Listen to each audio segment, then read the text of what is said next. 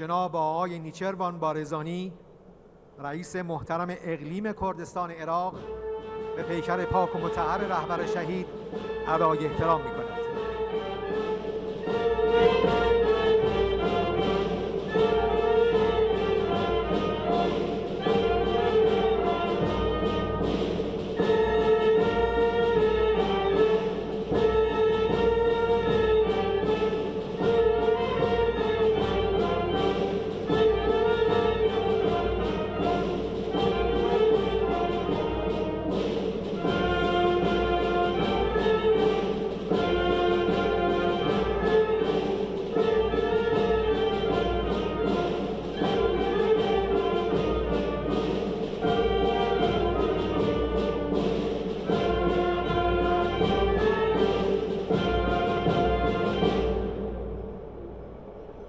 بسم الله الرحمن الرحيم يا أيتها النفس المطمئنة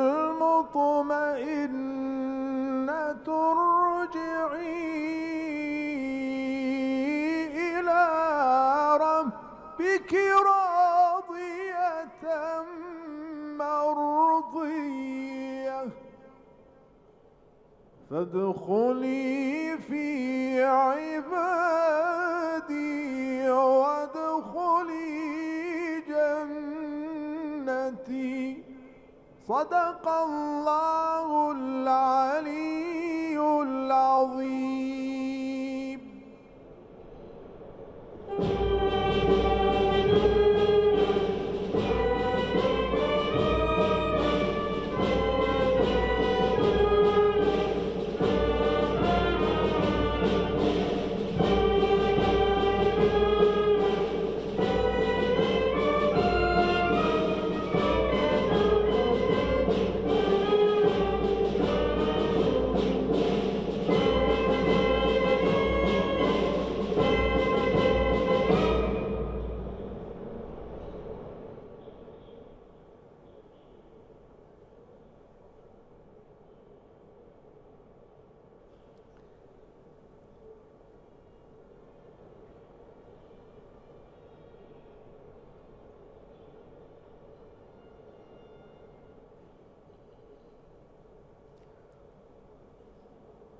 حضور جناب آقای نورالدین جان اسماعیلوف رئیس محترم مجلس جمهوری ازبکستان برای ادای احترام به پیکر پاک و مطهر قائد شهید امت اسلامی.